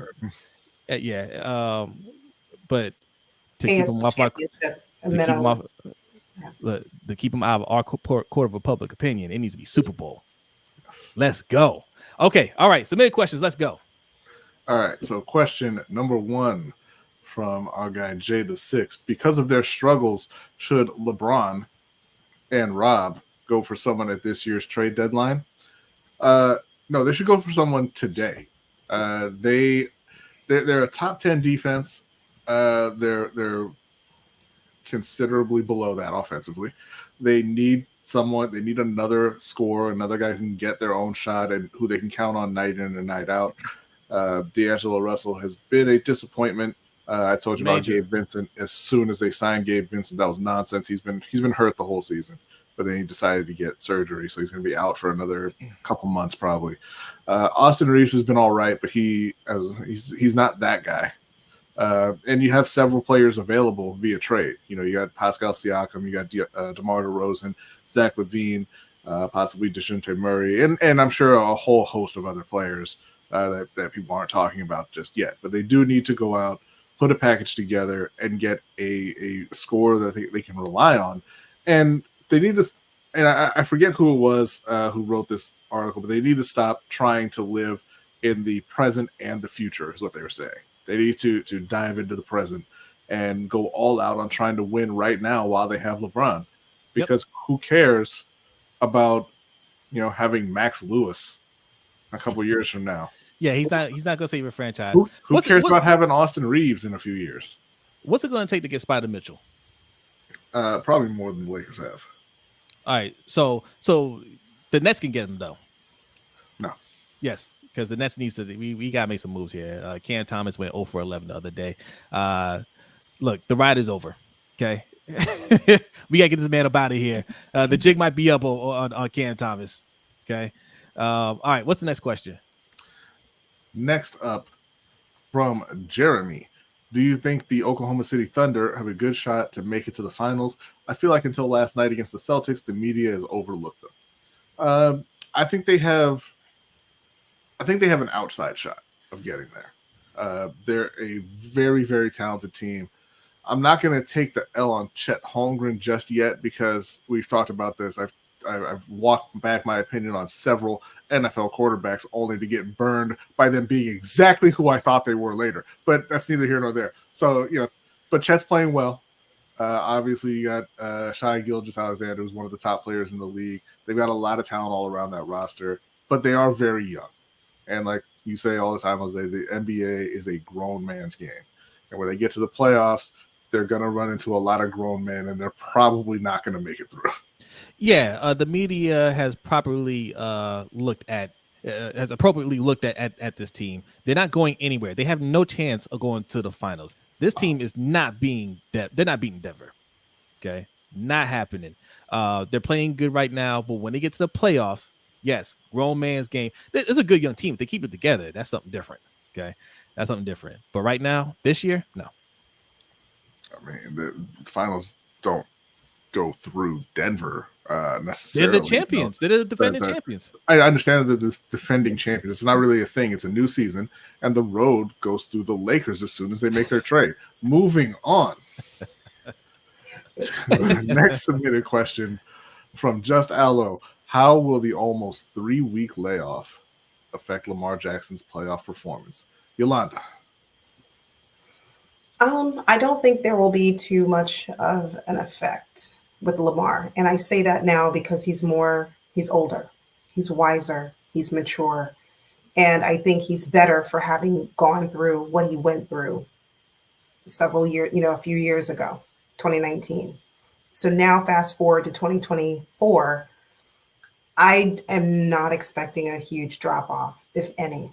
I think Lamar is extremely dialed in.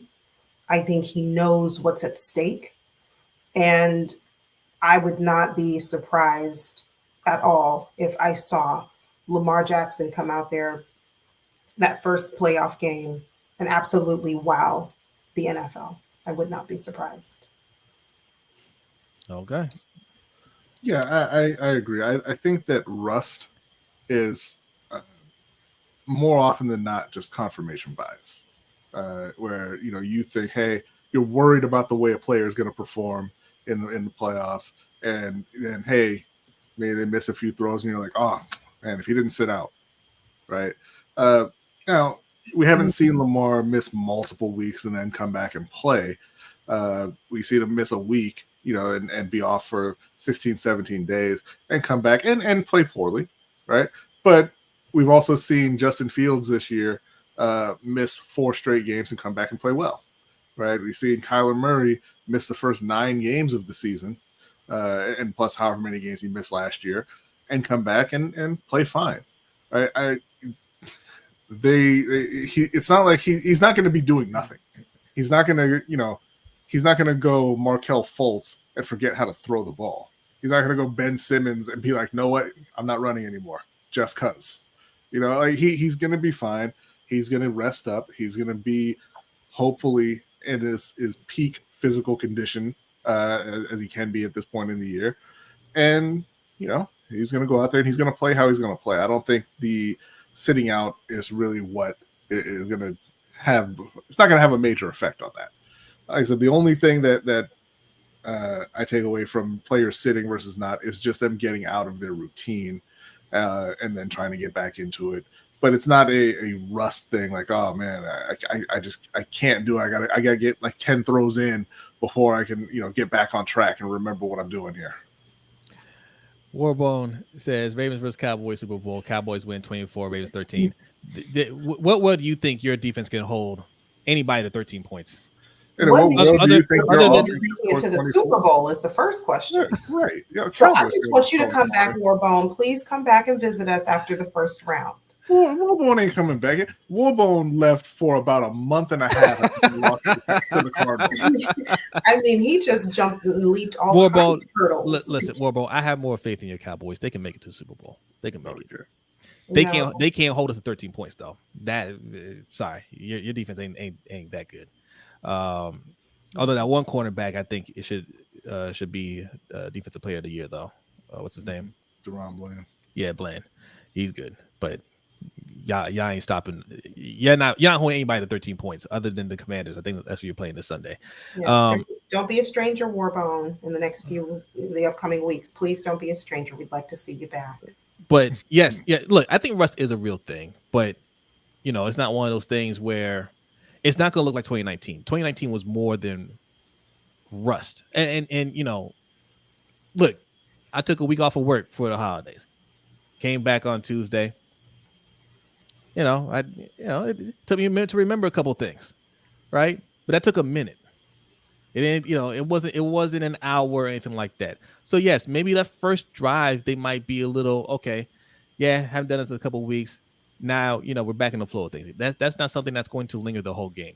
What you saw in 2019 wasn't because of rust. Now I know Lamar feels that way because they took 2 weeks off. They were hot, and they get to the playoffs and just like, but damn, we kind of slowed down. What happened there was you didn't have good coaching. Yeah. Right. You have coaches that are calling things that they haven't called all year. And yeah, there'll be rust when you're trying to run a play that you've only run 5 times. and you haven't executed well, yeah, that's going to look like rust. That's not rust. That's just not poor. That's poor execution. So, you know, I mean, yes, that's always a concern that they call the wrong things, but Tom Munkin is way better than Giro.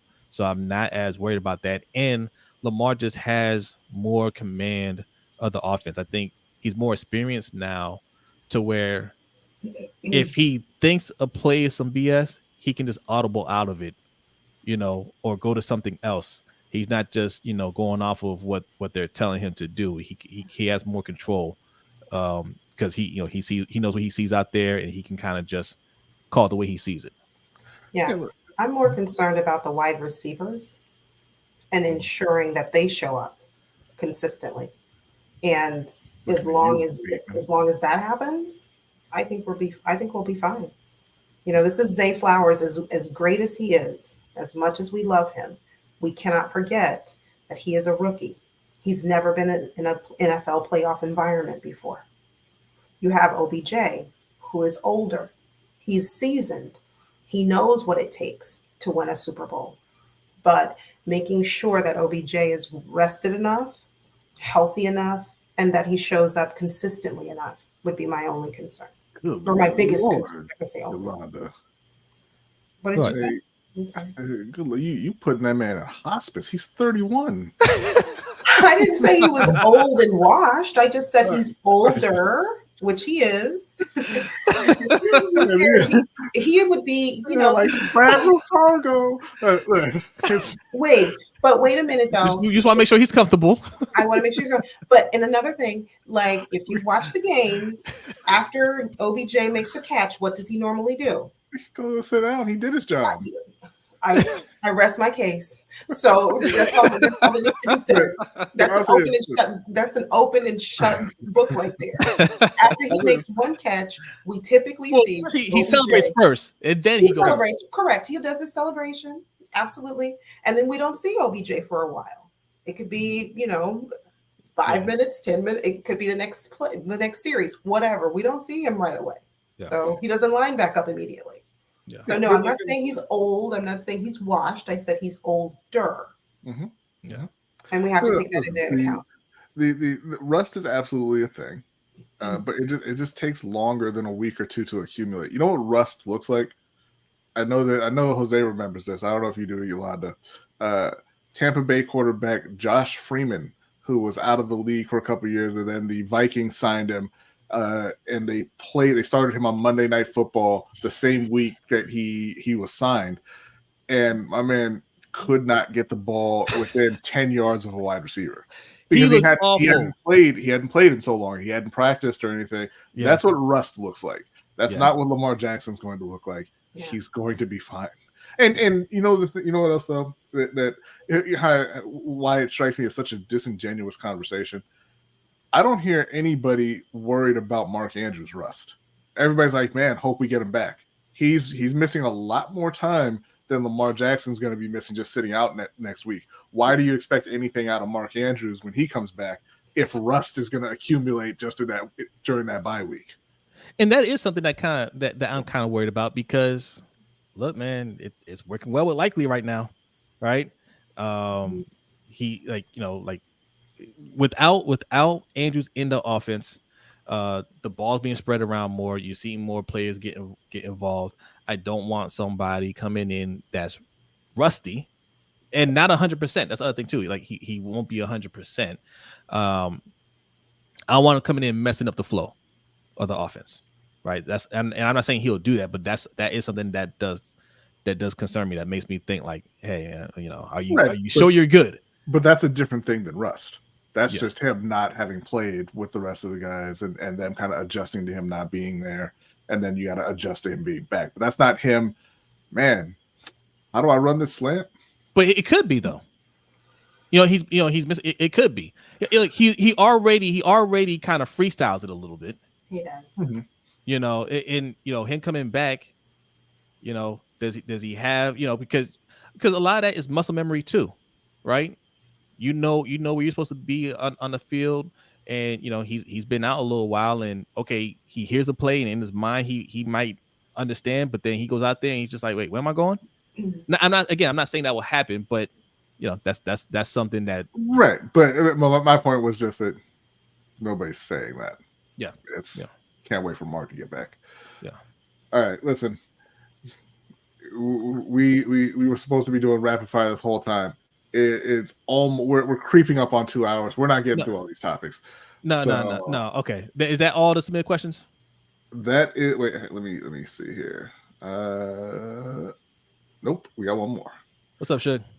From our guy Shug Knight 323 says, "What's up, LBHT? My question is, who are you taking, Manu Ginobili or Gilbert Arenas?" Oh.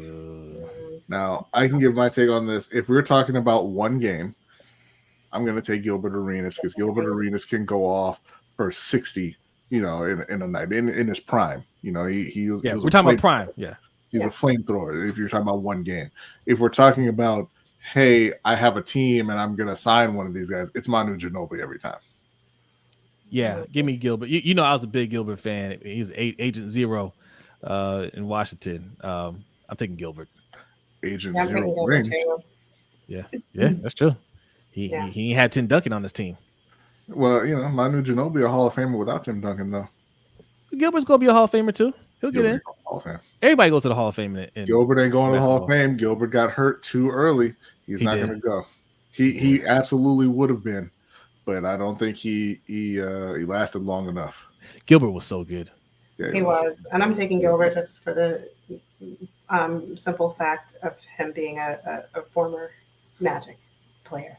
Even though it was a short. Moving on.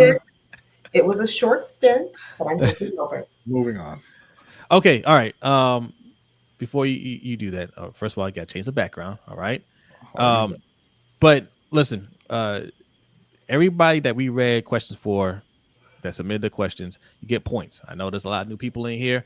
What you're doing right now in the chat, that gets you points. Donating gets you points. Submitting questions, and we read it on air, that gets you points. Subscribing gets you points. Sign up to our newsletter. Go over to Patreon. Go over to LBHTShow.com and sign up for our newsletter. Right? Sign up for a newsletter. Send us a message. You get 1,000 points. What do these points do? These points get you prizes at the end of every month. Okay, the person with the most points gets a prize, and then we do a drawing for everybody else that has at least 1,000 points. They get a $25 Amazon gift card. Okay, so participation. Okay, also sign up to Patreon. Will get you a lot of points. There's all kinds of ways to get points here. You get prizes every month. Okay, so keep doing what you're doing, and submit your questions, subscribe, donate, all that good stuff. All right. Okay, we got a trade here in the NBA. Knicks trade for OG Anunoby. What did the Knicks give up? Because the Knicks, they're in the media, they're always involved in some trade. The media has been dying for the Knicks to be good for about 4 decades. Okay. And the latest talk was the Knicks trying to trade for Donovan Mitchell, was really good. Okay. The trade compensation for him, they're saying, was too much. They couldn't give that up to get him. But they traded for OG, who's a good player. Not as good as Spider, but he's good. What did they give up to get OG? They gave up Emmanuel Quickly, who every Knicks fans told me was going to be a superstar. They gave a second round pick, and they gave up the former number 3 overall pick, RJ Barrett, or as they have taken to calling him, Star J Barrett. Okay. Yeah. So Emmanuel Quickly he's a good quality player. Okay. I have him on my fantasy basketball team. Yes, I play fantasy basketball, and my team is hot right now. Hot. Mm-hmm. Okay. And RJ Barrett, solid, right? Not really the star they were hoping he would be, but a solid player, quality players. And you said it's 2 picks? It's a second round pick, I believe. Second round pick. Okay, what's your assessment of the trade? To me, I don't think that's bad. I think they gave up too much. I don't think. I understand that OG is a very good defender, and just a solid all around player. He's not a player that's going to take them to the next level. I think that RJ Barrett is better than what he's been producing in New York because I think they're a poorly coached team. I think that they need to get away from Julius Randle being that number 2 guy. But it's difficult to do when he's there. Obviously, he's a talented player, but we know that he doesn't show up come playoff time. So if they were out trying to make a deal, they should have been looking for a way to dump Julius Randle and keep Jalen Brunson along with RJ Barrett, and then you can bring in OG or whoever it is. So I'm not thrilled with it. If I were the Knicks, I would have passed on that deal, but it's not the end of the world or anything. OG's a very, very solid player, and fantastic dresser.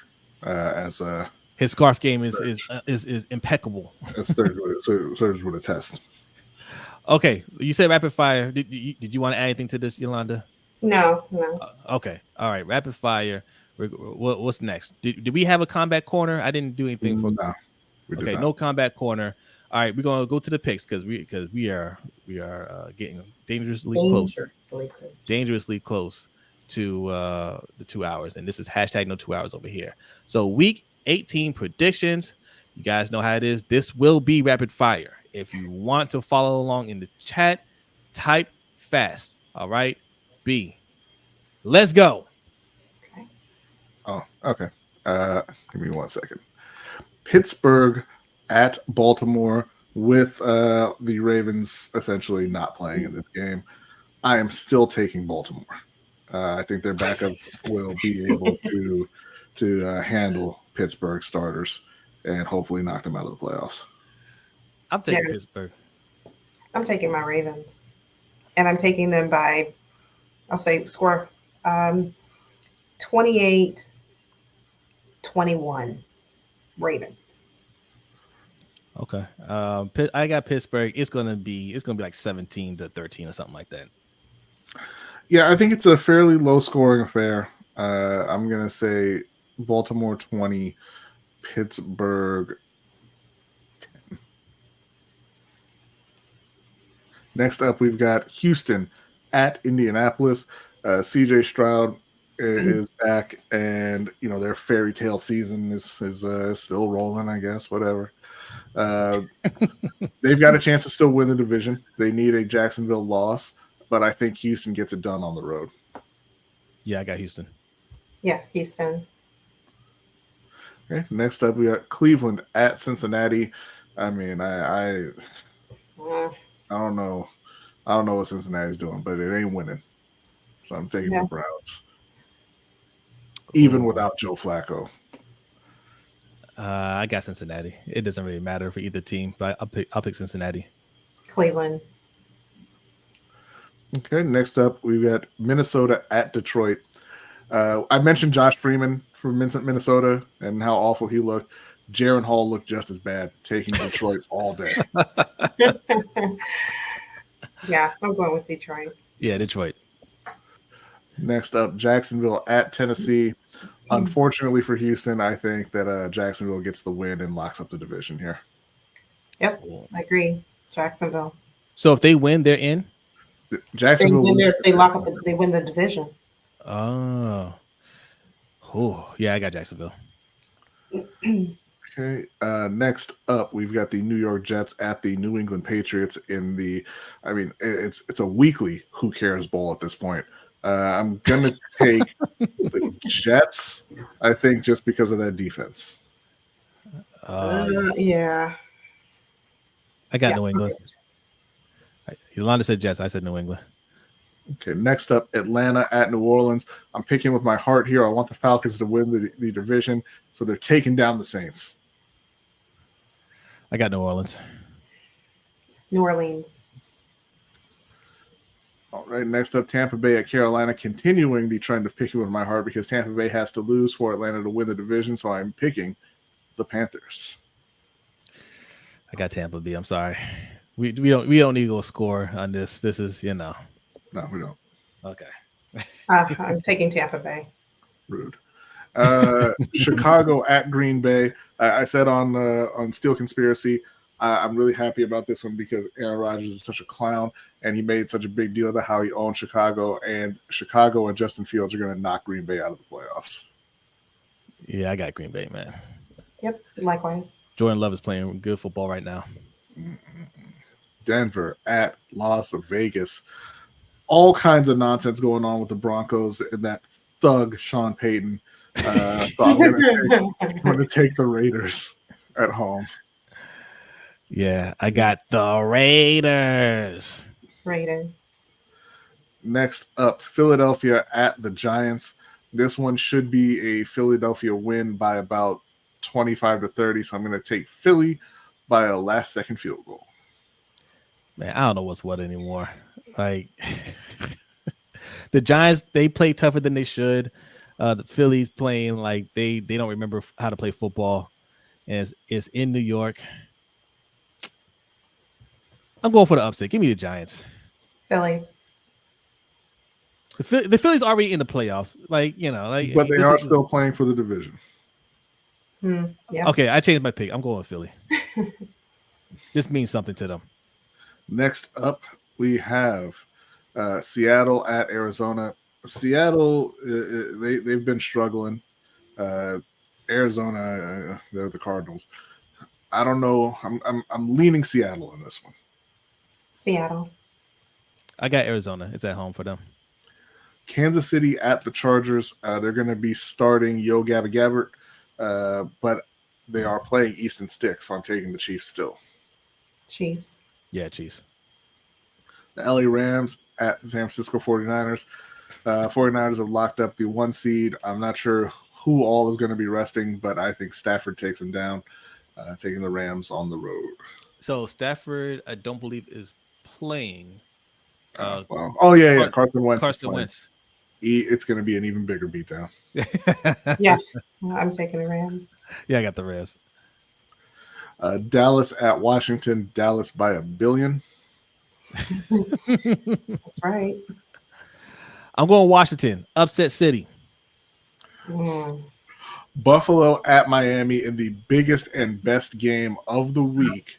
Yes. I'm hoping against hope that this one is win the division or miss the playoffs for Buffalo.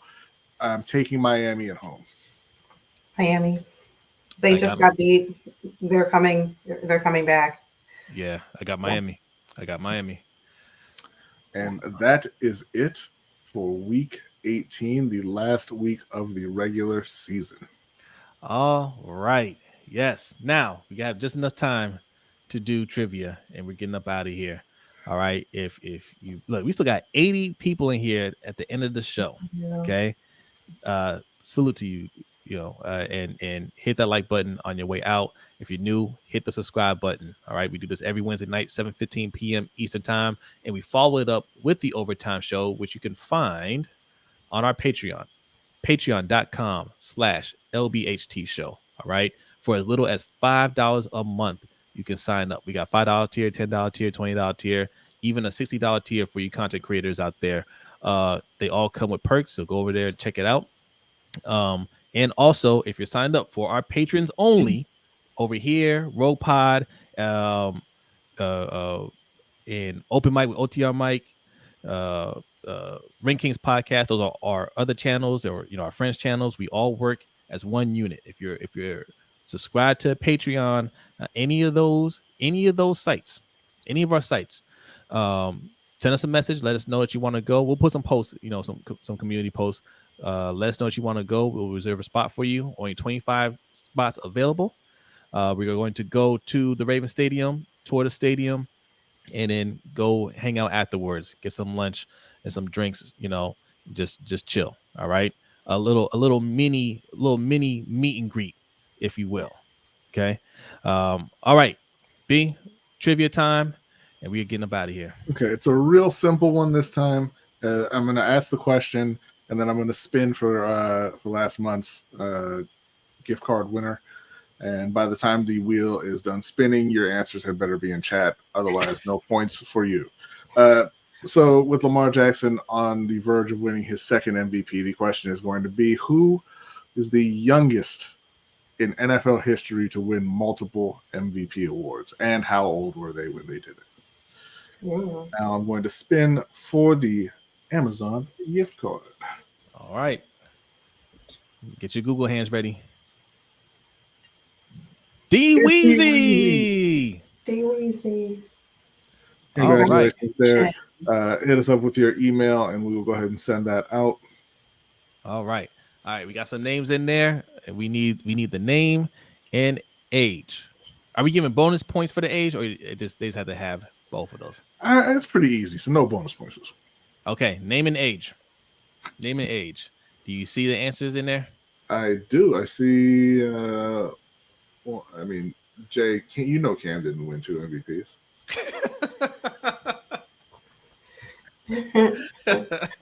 A loyal Panthers fan to the end. Cam Newton. Okay, I see Jake a couple Delhomme. answers, a couple correct answers. Need one more. We need one more. Yes, congrats, D-Weezy. Congrats. You get a $25 Amazon gift card. This is what we were talking about earlier. These are what your points get you. If you get at least 1,000 points, you qualify for the drawing. All right. Come on, just Al. Retype that, please. Just retype it. I know you're falling asleep. It's past your bedtime. We've held you up long enough. All right. Just retype it real quick so we can get the answer and get up out of here.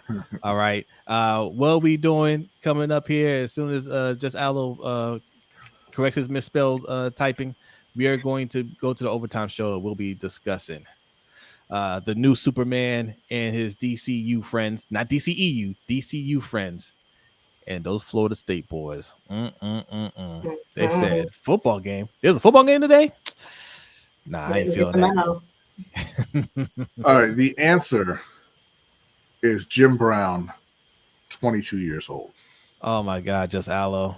You typed it in wrong twice. We're gonna give you half credit, just Al. Yes, we'll give you something. So who was first? Alex Rita got it. Yes. Brandon Buckingham. Buck. And then just Al Sorta. Just Al Sorta. But Living Legend got the actual age though. Oh, did he put it? Okay. Yeah, well, I'm gonna have to give it to Living Legend as well. Okay. All right. I'm not gonna take away points from just Alex. I already put him in there, and I am lazy. All right. That's it. All right. Yolanda, thanks again for coming through and hanging out with us. I will ask you where can the people find you, but your answer is going to be. You can find me in the chat. In the chat. Yes, indeed. All right. B, are you ready to get out of here? I'm ready. B is ready. Everybody, Happy New Year. Thanks for hanging out with us. Listen, you already know we're always planning for bigger and better things. 2024, a brand new year. All right. Share this out with your friends and loved ones. We are trying to grow and do bigger things this year. All right. We need your help doing that. Keep supporting us. All right. If there's anybody that you want to see in the people's court, okay, you see any thugs out there on the streets that need to be rounded up, okay, hit us up at LBHT Show everywhere. Everywhere there's social media, we're most likely there at LBHT Show. That's how you can get in contact with us. Even our email, okay, LBHTShow@gmail.com. That's where you can find us. All right, y'all. Overtime show is coming up next. All right. So patrons, get ready. Everybody else, thank you very much. Have a great night, and we will see you next time. Peace.